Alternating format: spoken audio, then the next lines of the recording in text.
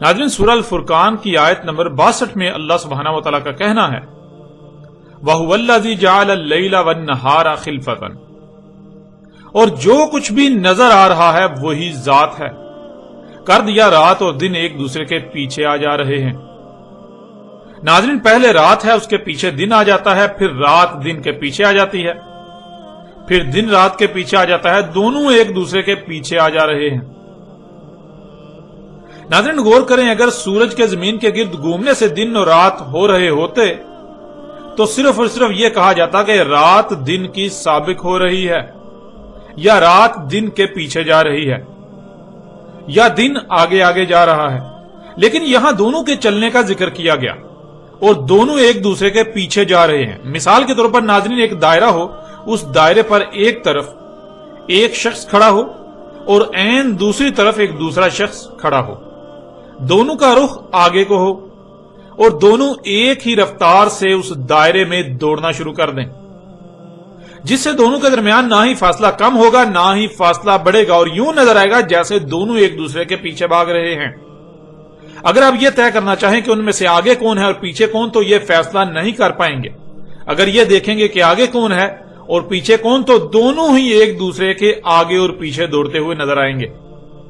अल्लाह सुब्हानहू व तआला ने कहा कि बिल्कुल ऐसे ही रात और दिन एक दूसरे के पीछे जा रहे हैं, और यह सिर्फ और सिर्फ इसी सूरत मुमकिन है कि जमीन गेंद की तरह गोल हो, खला में मुअल्लक हो, उसके एक तरफ अंधेरा और दूसरी तरफ रोशनी हो और दरमियान में जमीन अपने ही महवर पर घूम रही हो, जिससे बिल्कुल ऐसा ही होगा कि रात और दिन एक दूसरे के पीछे जा रहे हैं।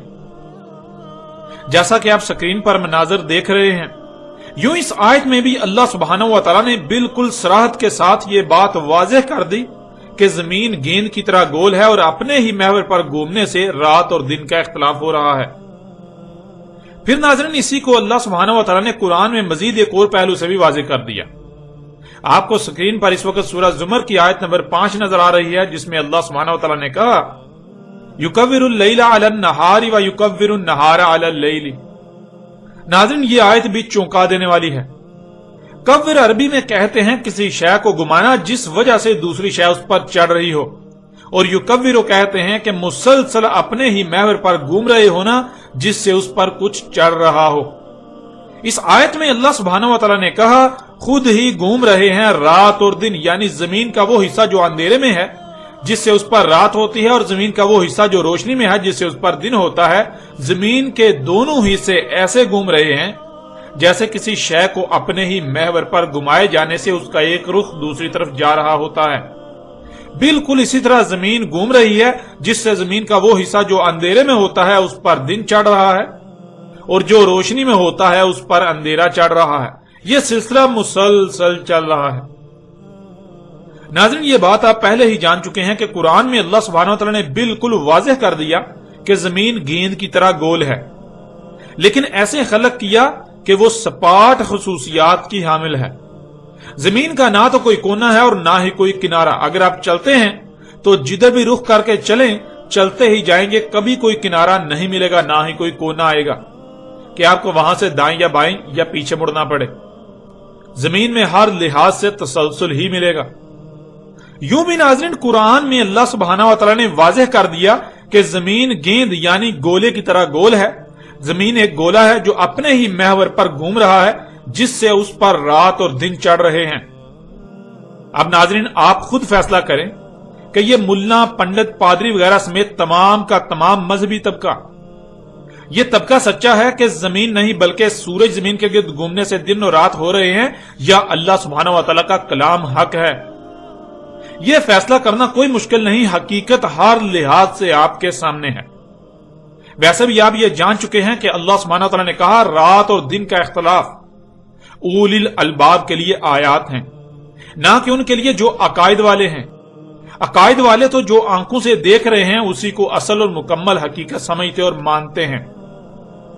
आप ये बात जान चुके कि एक मकाम पर अल्लाह सुब्हानहू व तआला ने रात और दिन के इख्तिलाफ को उलिल अलबाब के लिए आयात करार दिया कि ये उलिल अलबाब के लिए आयात हैं। ये उन लोगों के लिए आयात हैं जो अपनी आंखों कानों को हर लम्हे खुला रखने वाले हैं, जो दिल से गौर करने वाले हैं, جو کبھی بھی کسی نتیجے کو آخر اور کل سمجھ کر دماغ میں ڈال کر اس پر تالا نہیں لگاتے، بلکہ وہ دل و دماغ کے دروازے کھلے رکھتے ہیں، ہر وقت غور و فکر کرتے ہیں۔ اگر پہلے سامنے آنے والی بات میں کوئی کمی کجی یا نقص وغیرہ سامنے آتا ہے تو اس کی اصلاح کر لیتے ہیں، اسی پر ڈٹے نہیں رہتے، اور اگر پہلے والی بات، نتیجہ یا نظریہ غلط ثابت ہو جائے تو اسے دماغ میں نہیں رہنے دیتے، بلکہ اسے دماغ سے نکال باہر کرتے ہیں۔ اور ناظرین، ایسے لوگوں کے برعکس ان کے لیے آیات نہیں ہیں جو کسی بھی بات کو، کسی نتیجے کو کل اور آخر سمجھتے ہوئے دماغ میں ڈال کر اس پر تالے لگا دیتے ہیں، غور و فکر کے دروازے بند کر دیتے ہیں، یعنی عقائد بنا لیتے ہیں، عقائد والے لوگ۔ پھر اسی طرح اللہ سبحانہ وتعالی نے دوسرے مقام پر سورہ البقرہ کی آیت نمبر 164 میں اختلاف اللیل والنہار کا ذکر کرتے ہوئے کہا، لآیات لقوم یعقلون، عقل رکھنے والوں کے لیے، سوچنے سمجھنے والوں کے لیے آیات ہیں، یعنی جن میں عقل نہیں ہے، جو سوچنے سمجھنے کی صلاحیت نہیں رکھتے، جو بیوقوف جاہل ہیں، ان کے لیے آیات نہیں ہیں، بلکہ وہ رات اور دن کے اختلاف کو جو انہیں آنکھوں سے نظر آ رہا ہے، انہیں آیات کی بجائے بینات سمجھتے ہیں، یعنی وہ ان میں غور کر کے چھپی ہوئی حقیقت کو جاننے کی بجائے جو آنکھوں سے نظر آ رہا ہے اسی کو حقیقت اور مکمل سمجھتے ہوئے اپنا عقیدہ بنا لیتے ہیں اور اپنے عقائد بنائے ہوئے ہیں۔ پھر ناظرین، تیسرے مقام پر سورہ یونس کی آیت نمبر 6 میں اللہ سبحانہ تعالیٰ نے یوں کہا، لآیات لقوم یتقون، بچنے والوں کے لیے آیات ہیں، یعنی یہ ان کے لیے آیات ہیں جو دنیا و آخرت میں اللہ کے غضب سے، عذاب علیم سے بچنا چاہتے ہیں، جو اللہ کے غضب سے بچنے والے ہیں۔ یوں وہ ان میں غور و فکر کرتے ہیں اور حق کو پہچان کر نہ صرف اس پر عمل کرتے ہیں بلکہ یوں دنیا و آخرت میں بچنے والوں میں سے ہو جاتے ہیں۔ مگر جو بچنا نہیں چاہتے، جو اللہ کے قانون میں اللہ کے غضب سے بچنے والے نہیں ہیں، جو دنیا و آخرت میں ہلاکت کا شکار ہوں گے، جن کا مقصد دنیاوی مال و متاع کا حصول ہو، جو آخرت کے بارے میں رائے برابر بھی علم نہ رکھتے ہوں، نہ اس کا یقین ہو، تو وہ انہیں آیات تسلیم کر کے ان میں غور و فکر سے حقیقت جاننے کے بجائے آیات کو ہی اصل اور مکمل حقیقت سمجھتے ہوئے دنیا و آخرت میں خسارے کا سودا کرتے ہیں۔ یوں نہ ان پر دنیا میں آنے کا مقصد واضح ہوتا ہے اور نہ اسے پورا کر پاتے ہیں، الٹا جہالت کو حق کا نام دے کر دلال مبین میں ہوتے ہیں۔ اب ناظرین، حقیقت آپ کے سامنے ہے، فیصلہ آپ کے اپنے ہاتھ میں ہے کہ آیا آپ بچنے والوں میں سے ہونا چاہتے ہیں یا جو دنیا اور آخرت میں ہلاکت کا شکار ہوں گے ان میں سے ہونا چاہتے ہیں۔ فیصلہ آپ کے اپنے ہاتھ میں ہے، آیا عقل سے کام لیتے ہوئے سوچتے سمجھتے ہیں، غور و فکر کرتے ہیں، یا پھر بے عقل و بیوقوف جاہل ہونے کا ثبوت دیتے ہیں۔ فیصلہ آپ کے اپنے ہاتھ میں ہے کہ آیا آپ اپنے آنکھ، کان، دل و دماغ کھلے رکھتے ہیں اور اولی الالباب میں شمار ہوتے ہیں، یا پھر بند اور بٹ دماغ جو آباء و اجداد سے نسل در نسل منتقل ہوا، انہی عقائد کے حامل اللہ کے قانون میں شرط دواب ثابت ہوتے ہیں، بندر و خنزیر ثابت ہوتے ہیں۔ یہ فیصلہ آپ کے اپنے اختیار میں ہے۔ بڑھتے ہیں ناظرین آگے اور ان کے سورج، چاند، زمین، رات اور دن کے اختلاف کے حوالے سے باقی نظریات کو بھی آپ کے سامنے رکھتے ہیں، اور ان کے عقائد و نظریات کے برعکس اللہ سبحانہ وتعالی نے قرآن میں کیا حقائق بیان کیے وہ بھی کھول کھول کر آپ کے سامنے رکھتے ہیں۔ ناظرین، ان کا کہنا ہے کہ زمین کا ایک ہی مشرق ہے اور ایک ہی مغرب، یعنی ان کے مطابق جو ان کے عقائد ہیں، ان کا عقیدہ یہ ہے کہ جب سورج طلوع ہوتا ہے تو پوری دنیا کے لوگوں پر بیک وقت طلوع ہوتا ہے، یوں پوری دنیا کے لوگوں کے لیے ایک ہی مشرق ثابت ہوتا ہے، ایک ہی مشرق ہے، اور پھر پوری دنیا کے لوگوں پر ایک ہی وقت میں غروب ہوتا ہے، یوں ایک ہی مغرب بنتا ہے۔ یعنی ان کا عقیدہ یہ ہے کہ ایک ہی مشرق ہے اور ایک ہی مغرب۔ لیکن قرآن میں اللہ سبحانہ وتعالی نے اس بارے میں کیا کہا یہ بھی آپ کے سامنے رکھتے ہیں۔ اس وقت آپ کو اسکرین پر سورہ رحمان کی آیت نمبر 17 نظر آ رہی ہے، اس میں اللہ سبحانہ وتعالی کا کہنا ہے، رب المشرقین و رب المغربین، رب ہے دو مشرق اور رب ہے دو مغرب، مشرقین اور مغربین۔ اللہ سبحانہ وتعالی نے بالکل کھول کر دو ٹوک الفاظ میں واضح کر دیا، بالکل واضح الفاظ میں کہا کہ ایک ہی مشرق اور ایک ہی مغرب نہیں بلکہ دو مشرق ہیں اور دو ہی مغرب ہیں۔ ناظرین غور کریں، ان کے عقیدے کے مطابق تو سورج ایک ہی مخصوص مقام سے طلوع ہوتا ہے اور ایک ہی مخصوص مقام پر جا کر ڈوب جاتا ہے، یعنی ایک ہی مشرق اور ایک ہی مغرب. لیکن اللہ سبحانہ و تعالیٰ نے ان کے اس عقیدے کا رد کرتے ہوئے یہ بات کہی کہ ایک نہیں بلکہ دو مشرق اور دو ہی مغرب ہیں. اور ناظرین، جب قرآن میں اللہ سبحانہ و تعالیٰ نے دو مشرق اور دو مغرب کا ذکر کیا، جب یہ بات سامنے آئی تو قرآن پر ایمان لانے کے دعوے داروں کی اکثریت نے مشرقین اور مغربین کی طرح طرح کی تعویلات کی. لیکن اس کے باوجود یہ لوگ اپنے مقاصد میں ناکام رہے. کوئی ایک بھی شخص ایسا نہیں ہوا کہ جو اس کا جواب دے سکا، کیونکہ قرآن نہ صرف مشرقین اور مغربین، دو مشرق اور دو مغرب کی بات کرتا ہے، بلکہ قرآن مشارق و مغارب، بہت سی لاتعداد مشرق اور بہت سی لاتعداد مغرب کی بات کرتا ہے، جیسا کہ آپ ان آیات میں دیکھ سکتے ہیں. سورہ الاعراف آیت نمبر 137 مشارق الارض و مغاربها، سورہ صافات آیت نمبر 5 ورب المشارق، سورہ المعارج آیت نمبر 40 برب المشارق و مغارب. ناظرین، آپ نے دیکھا قرآن میں 3 مقامات پر لفظ مشارق اور 2 مقامات پر لفظ مغارب کا استعمال ہوا. قرآن میں مشارق کا لفظ 3 بار استعمال ہونا یہ انتہائی حکمت سے لبریز ہے. مشارق کا لفظ 2 کی بجائے 3 بار صرف اور صرف اسی صورت میں استعمال ہو سکتا ہے کہ سورج زمین کے وجود میں آنے کے بعد میں وجود میں آیا، جس سے مشارق ہوئے، پھر مغارب جو مشارق بھی ہوئے اور مشارق جو مغارب بھی ہوئے. یوں 3 بار مشارق بنے گا اور 2 بار لفظ مغارب وجود میں آئے گا. یوں ناظرین، قرآن میں اللہ سبحانہ و تعالی نے یہ عظیم راز بھی کھول کر رکھ دیا کہ زمین پہلے وجود میں آئی اور زمین کے بعد سورج وجود میں آیا. اب ناظرین، ایسے لوگ جن کے عقیدے کے مطابق ایک ہی مشرق اور ایک ہی مغرب ہے، یعنی سورج ایک ہی مقام سے طلوع ہوتا ہے اور ایک ہی مقام پر جا کر ڈوب جاتا ہے، جب قرآن میں مشرقین اور مغربین الفاظ آئے تو انہوں نے ان الفاظ کی طرح طرح سے تعویلات کرنے کی کوشش کی. جب انہوں نے تعویلات کی تو مشارق و مغارب ان الفاظ سے ان کی تعویلات کا تصادم ہوا. مشارق و مغارب کی ایسی کوئی تعویل کرنے میں ناکام رہے کہ جس میں مشرقین اور مغربین کا بھی احاطہ ہو جائے. یوں یہ ہر طرح سے ناکام رہے اور لوگ سوالات نہ اٹھائیں. اس وجہ سے انہوں نے ان باتوں کو، ان الفاظ کو، ان چیزوں کو چھپانا شروع کر دیا.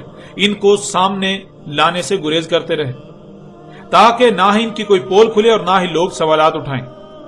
لیکن ناظرین، حقیقت تو یہ ہے کہ جب بنیاد ہی غلط ہو تو پھر حق کیسے سمجھ آ سکتا ہے؟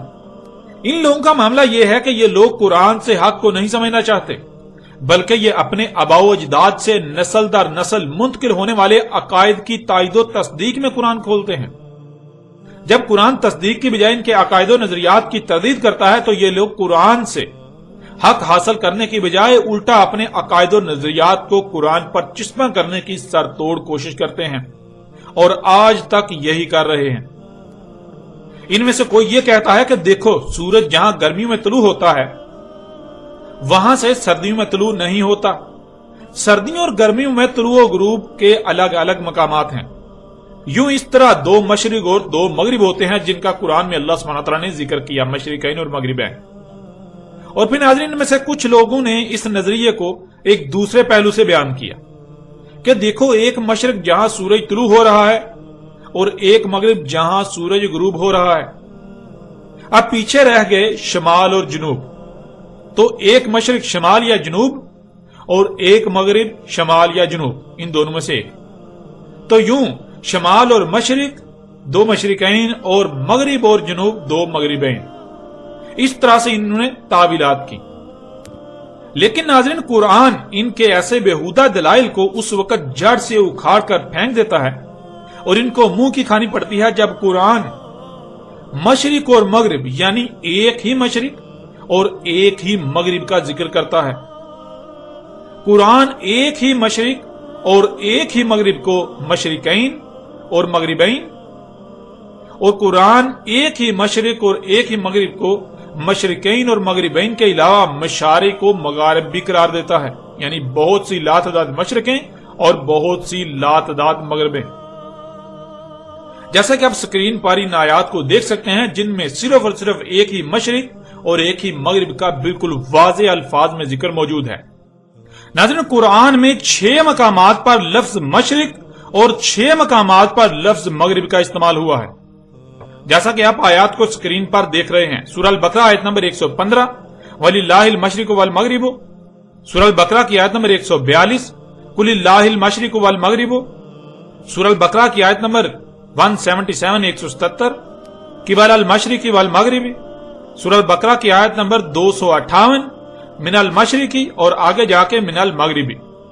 سورہ شعراء کی آیت نمبر 28، رب المشرق والمغربی۔ اور پھر آخر میں سورہ المزمل کی آیت نمبر 9، رب المشرق والمغربی۔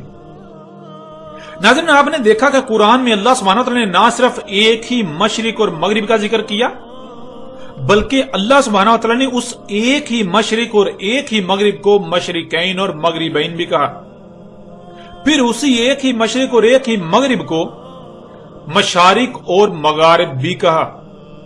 یوں جس طرح یہ لوگ 2 مشرقیں اور 2 مغربیں بنانے کی کوشش کرتے ہیں تو اپنے ہی عقیدے ایک ہی مشرق اور ایک ہی مغرب کا رد کر رہے ہوتے ہیں، اور پھر جب ایک کی بجائے 2 مشرقیں اور 2 مغربیں بنانے کی کوشش کرتے ہیں تو اسے بیک وقت ایک ہی مشرق اور ایک ہی مغرب ثابت نہیں کیا جا سکتا، کیونکہ جب انہوں نے مشرقین سے مراد 2 الگ الگ مشرقیں بنا دیں، الگ الگ مقامات بنا دیے، تو پھر وہ 2 الگ الگ مقامات کو ایک کیسے کہا جا سکتا ہے؟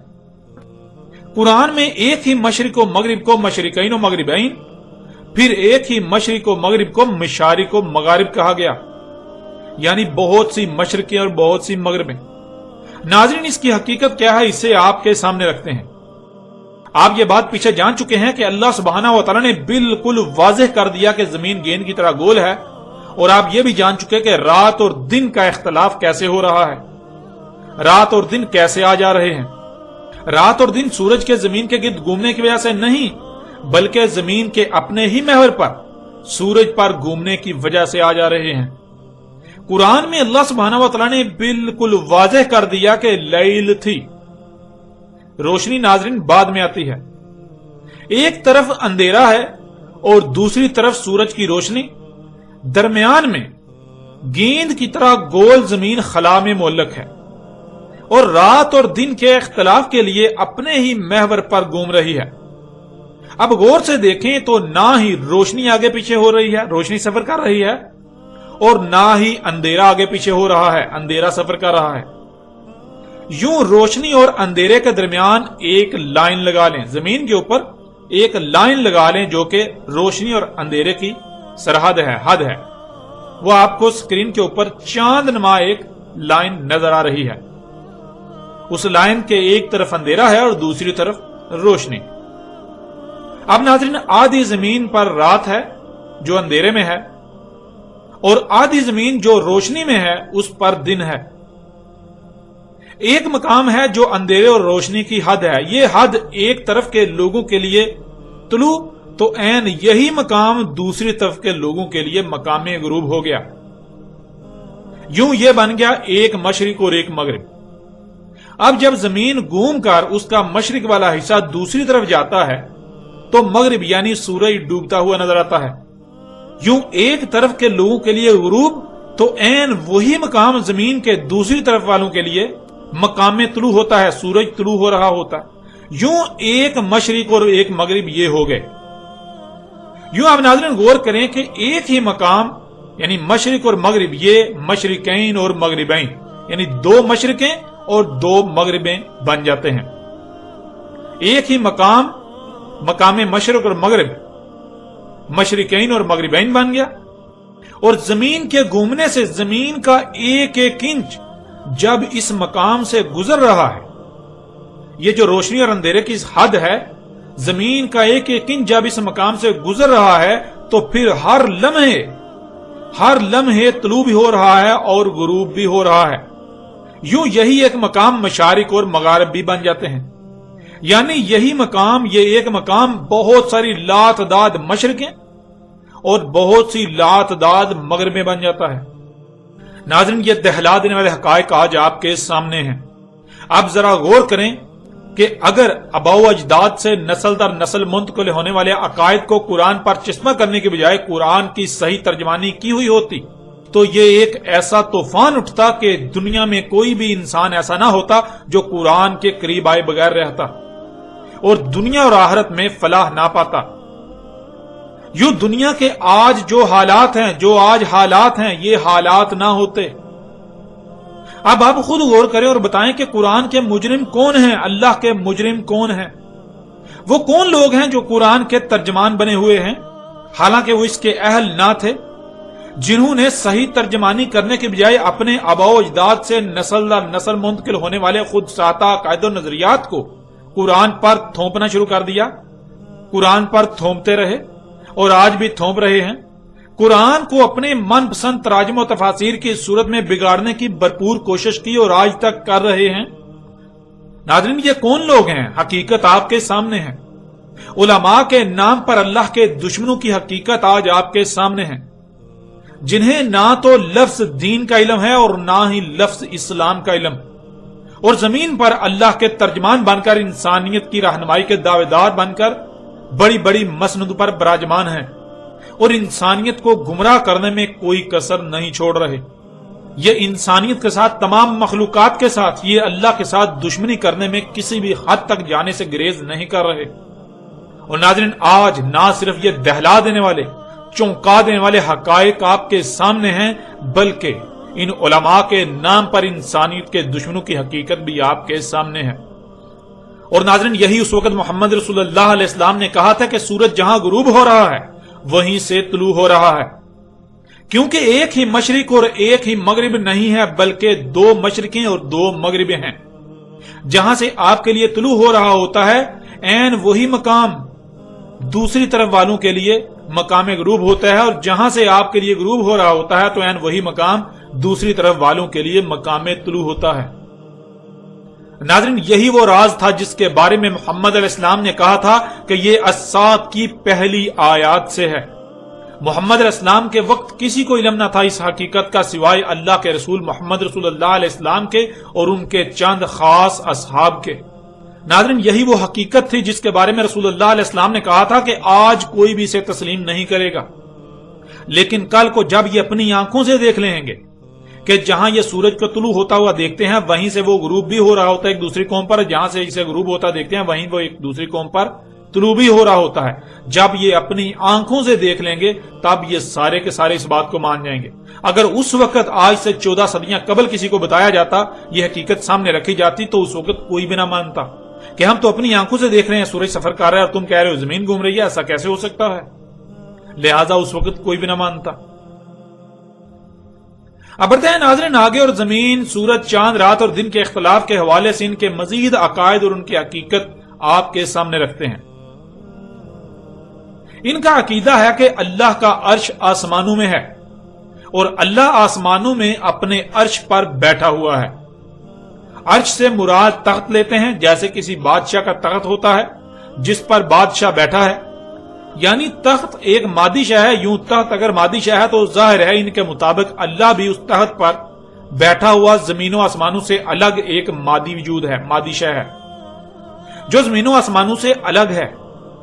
پھر یہاں تک کہتے ہیں کہ اللہ ہر رات کے پچھلے پہر ایسے نیچے اتر کر پہلے آسمان پر آتا ہے جیسے آپ سیڑھیوں سے اترتے ہیں، یعنی ہر رات اللہ زمین کے پہلے آسمان پر اترتا ہے جو کہ سطح زمین سے لے کر 3 تا 12 کلومیٹر تک بلند ہے، جس کا مطلب ہے کہ اللہ ہر رات 3 تا 12 کلومیٹر کی بلندی پر آتا ہے۔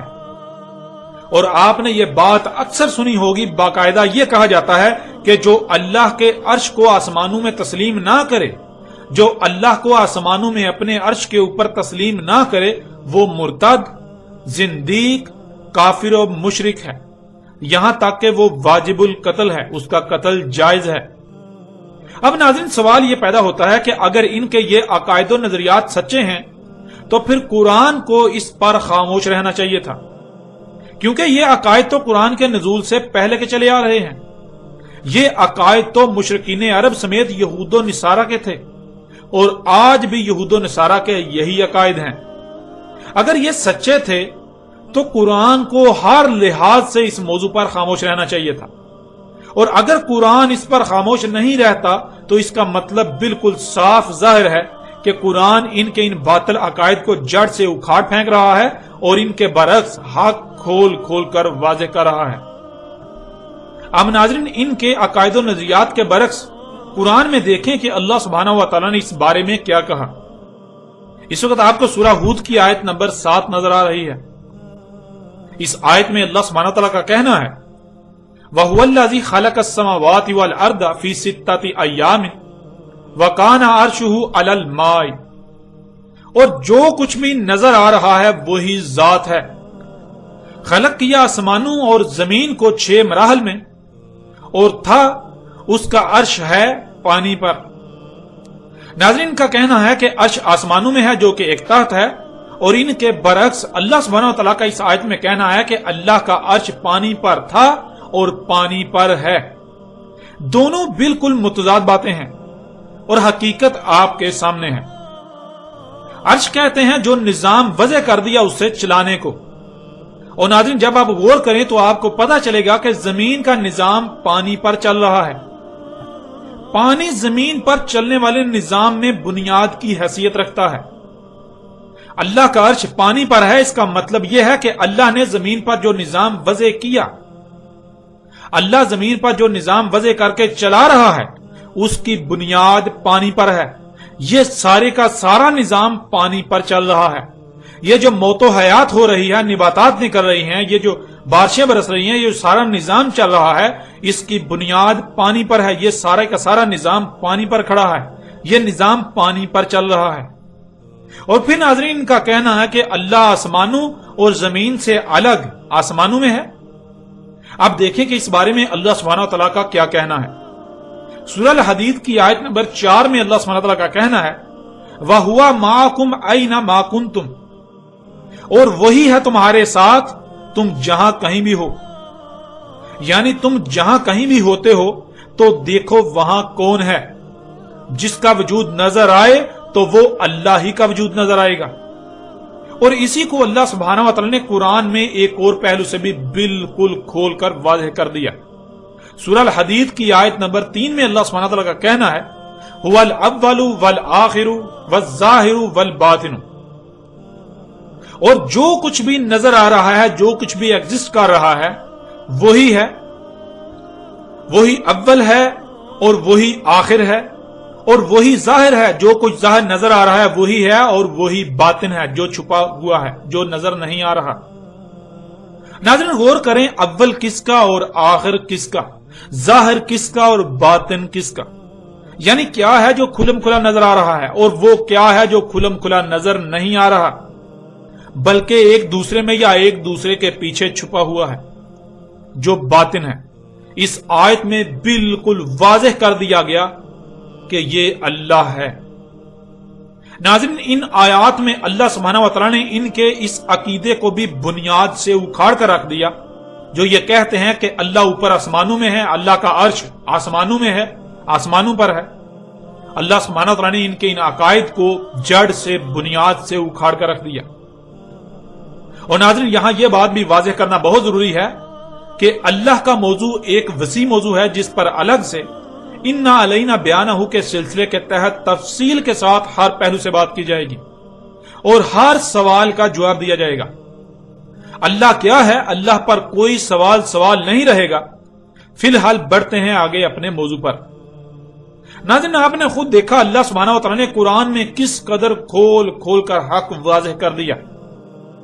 محمد علیہ السلام کی بعثت سے پہلے مشرکین عرب ہوں یا یہود و نصارہ، ان سب کے سب کا متفقہ عقیدہ تھا کہ اللہ اوپر آسمانوں پر ہے۔ اگر یہ حق ہوتا تو قرآن اس پر بالکل خاموش رہتا، قرآن کو اس پر بالکل خاموش رہنا چاہیے تھا۔ لیکن کیا قرآن اس پر خاموش ہے؟ کیا قرآن اس پر خاموش رہا؟ حقیقت آپ کے سامنے ہے، قرآن خاموش نہیں رہا، بلکہ اللہ سبحانہ و تعالیٰ نے قرآن میں ان کے اس عقیدے کو یکسر مسترد کرتے ہوئے اس کے بالکل برعکس حق کھول کر واضح کر دیا کہ تم جہاں کہیں بھی ہو تو دیکھو وہاں کون ہے۔ جو تمہیں نظر آئے گا وہی تو اللہ ہے۔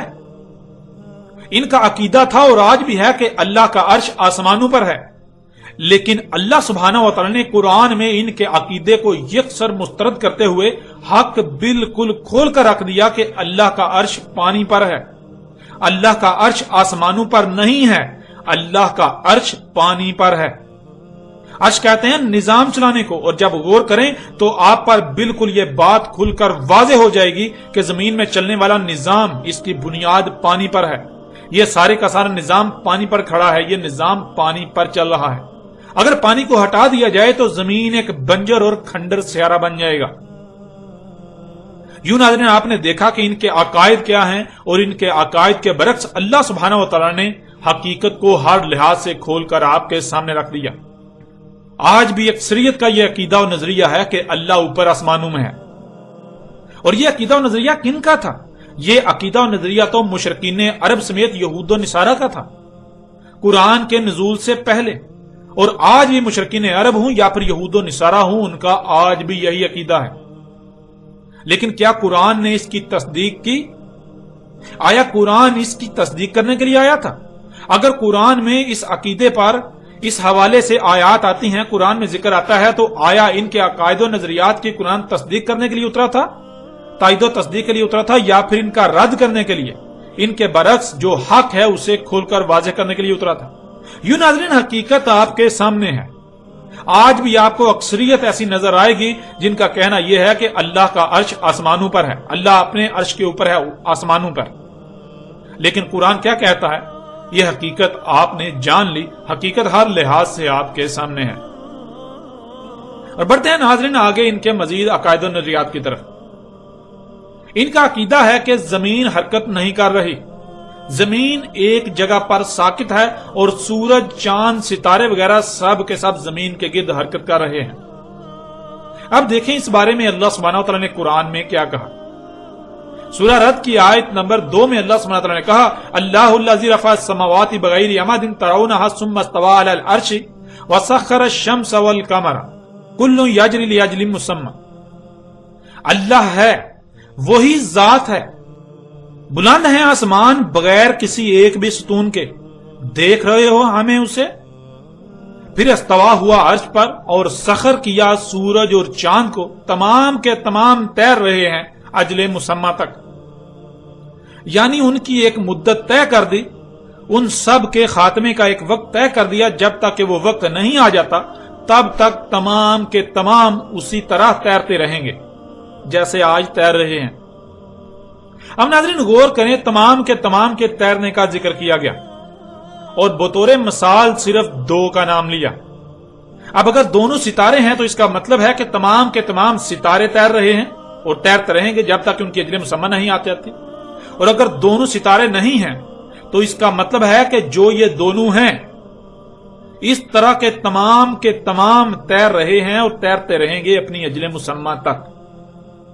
پہلے ناظرین سورج کا ذکر ہے، اور سب جانتے ہیں کہ سورج جلتا ہوا آگ کا گولا ہے، یعنی سورج ایک ستارہ ہے، اور چاند جلتا ہوا گولا نہیں ہے بلکہ چاند مادے کا گولا ہے جسے سیارہ کہتے ہیں، یعنی چاند ایک سیارہ ہے۔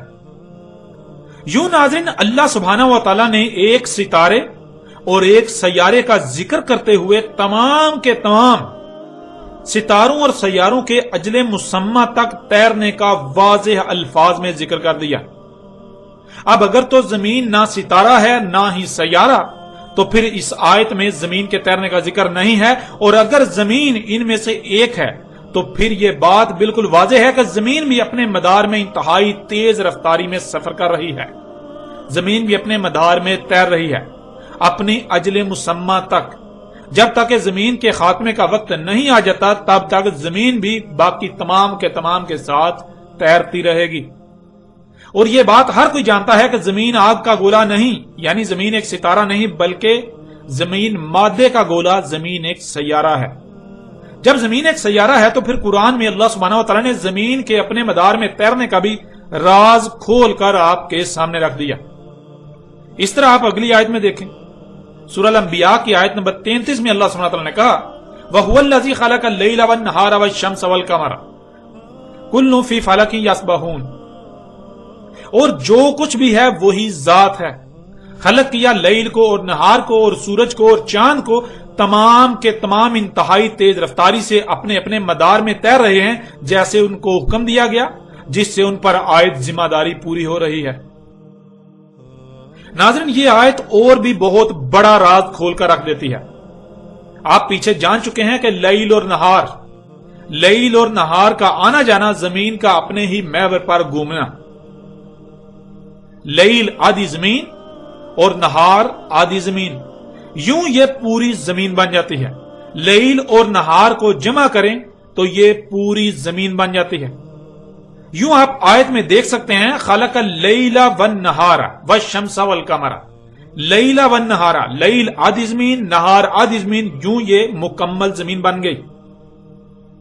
تو یہاں مکمل زمین کا ذکر ہو رہا ہے لیل اور نہار کی صورت میں، اور آگے سورج اور چاند کا ذکر ہے، اور پھر آگے کہا کل، تمام کے تمام، یعنی کہ جتنے بھی ایسے ہیں ستارے اور سیارے، تمام کے تمام جو ہیں وہ اپنے اپنے مدار میں تیر رہے ہیں انتہائی تیزی سے، جیسے ان کو تیرنے کا حکم دیا گیا، جس سے ان پر عائد ذمہ داری پوری ہو رہی ہے۔ آپ اپنی آنکھوں سے آیت میں دیکھ رہے ہیں لیل آدھی زمین اور نہار آدھی زمین، یوں یہ پوری زمین بن جاتی ہے۔ لیل اور نہار کی صورت میں پوری زمین کا ذکر کیا، اس کے فوری بعد سورج اور چاند کا ذکر کیا گیا، پھر کہا گیا کہ تمام کے تمام اپنے مدار میں انتہائی تیز رفتاری سے تیر رہے ہیں، یعنی نہ صرف زمین اپنے ہی محور پر گھوم رہی ہے جس سے رات اور دن ہو رہے ہیں، بلکہ زمین سورج اور چاند کی طرح بھی اپنے مدار میں انتہائی تیز رفتاری سے تیر رہی ہے۔ اور ناظرین، ایسی کئی آیات ہیں قرآن میں جن میں اللہ سبحانہ وتعالی نے سورج، چاند سمیت تمام کے تمام ستاروں اور سیاروں کے ساتھ زمین کے بھی اپنے مدار میں تیرنے کا ذکر کیا، جیسا کہ آپ اس آیت میں بھی دیکھ سکتے ہیں۔ سورہ لقمان آیت نمبر 29، الم تر ان اللہ یولج اللیل فی النہار ویولج النہار فی اللیل وسخر الشمس والقمر کل یجری الی اجل مسمى، کیا نہیں دیکھا، کیا نہیں دیکھ رہے؟ اس میں کچھ شک نہیں، اللہ تھا یولج ہو رہی ہے لیل نہار میں، اور یولج ہو رہی ہے نہار لیل میں، اور سخر کیا سورج اور چاند کو، تمام کے تمام اپنی اپنی اجل مسمى یعنی طے شدہ خاتمے کے وقت تک تیر رہے ہیں اور تیرتے رہیں گے۔ ناظرین، یولج اللیل فی النہار ویولج النہار فی اللیل کیا ہے؟ یہ بات پیچھے بہت صراحت کے ساتھ بیان ہو چکی۔ یہ الفاظ اس بات کی وضاحت کرتے ہیں، اس بات کو واضح کرتے ہیں کہ زمین اپنے ہی محور پر گھوم رہی ہے، جس سے زمین کا وہ حصہ جو اندھیرے میں ہے وہ روشنی میں چلا جاتا ہے، جس سے اس پر دن ہو جاتا ہے، اور جو حصہ روشنی میں ہے وہ اندھیرے میں چلا جاتا ہے، جس وجہ سے اس پر رات ہو جاتی ہے، اور یہ سلسلہ مسلسل چل رہا ہے۔ یوں یہ بات طے ہوگی کہ زمین اپنے ہی محور پر گھوم رہی ہے۔ اب لیل آدھی زمین اور نہار آدھی زمین، یوں یہ پوری زمین پوری ارض بن جاتی ہے۔ آگے اللہ سبحانہ وتعالی نے سورج اور چاند سمیت تمام کے تیرنے کا ذکر کر دیا، یعنی زمین، سورج، چاند سمیت تمام کے تمام ستارے اور سیارے اپنے اپنے مدار میں تیر رہے ہیں، اور اسی طرح تیرتے رہیں گے تب تک جب تک کہ ان کے خاتمے کا وقت جو طے کیا گیا وہ نہیں آ جاتا۔ ناظرین، آپ نے اپنی آنکھوں سے دیکھا اور کانوں سے سنا کہ اللہ سبحانہ و تعالی نے نہ صرف زمین کا اپنے ہی محور پر گھومنے کا راز کھول دیا، بلکہ زمین، سورج، چاند سمیت تمام کے تمام ستارے اور سیارے اپنے اپنے مدار میں بھی تیر رہے ہیں۔ تمام کے تمام ستارے اور سیارے نہ صرف اپنے ہی محور پر بھی گھوم رہے ہیں جیسے زمین گھوم رہی ہے، بلکہ وہ اپنے اپنے مدار میں بھی ہر لحاظ سے گولائی میں آگے کو تیر رہے ہیں، اور اس وقت تک یہی سلسلہ چلتا رہے گا جب تک کہ ان کی جو اجل خلق کر دی گئی وہ نہیں آ جاتی، یعنی ان کی موت کا وقت، ان کے خاتمے کا وقت جب تک نہیں آ جاتا تب تک وہ اسی طرح تیرتے رہیں گے، اسی طرح گھومتے گھومتے گھومتے اپنے اپنے مدار میں تیرتے ہوئے آگے بڑھتے رہیں گے۔ یوں نہ صرف اللہ سبحانہ تعالیٰ نے اس قرآن میں 14 صدیاں قبل عظیم تر رازوں سے پردہ اٹھا دیا تھا جب کوئی انسان ان باتوں کا تصور بھی نہیں کر سکتا تھا، بلکہ اللہ سبحانہ و تعالیٰ نے اس وقت کے یہود و نصارہ ہو یا مشرکین عرب یا پھر موجودہ وہ لوگ جو ان کی مسل ہیں، ان سب کے جھوٹے بے بنیاد و باطل عقائد کو چاک کر کے رکھ دیا۔ नाज़रीन, आप खुद गौर करें, अगर जमीन साकत होती, सूरज चांद समेत बाकी सितारे और सियारे जमीन के गिर्द घूम रहे होते, तो उनकी रफ्तार में फर्क होने की वजह से बिल्कुल वाज़ेह फर्क नजर आना चाहिए था। लेकिन आप देखते हैं कि ऐसा नजर नहीं आता, बल्कि इसके बरक्स जब आप देखते हैं तो ऐसे नजर आता है जैसे वो सब के सब एक वजूद की तरह सफर कर रहे हैं। बिल्कुल ऐसे ही जैसे आप गाड़ी में सफर कर रहे होते हैं तो दरख्त, घर, जानवर वगैरह समेत सब का सब आपको पीछे को सफर करता हुआ नजर आता है।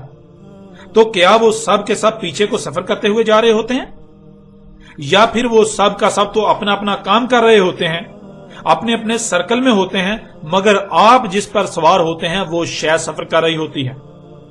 बिल्कुल इसी तरह नाज़रीन, आप जमीन पर सवार हैं, जमीन घूम रही है, वो सवारी घूम रही है जिस पर आप मौजूद हैं। इस वजह से आपको लगता है कि तमाम के तमाम सितारे और सैयारे, सूरज, चांद वगैरह घूम रहे हैं। यूं इस पहलू से भी हकीकत आपके सामने है, हकीकत हक हर लिहाज से आपके सामने है।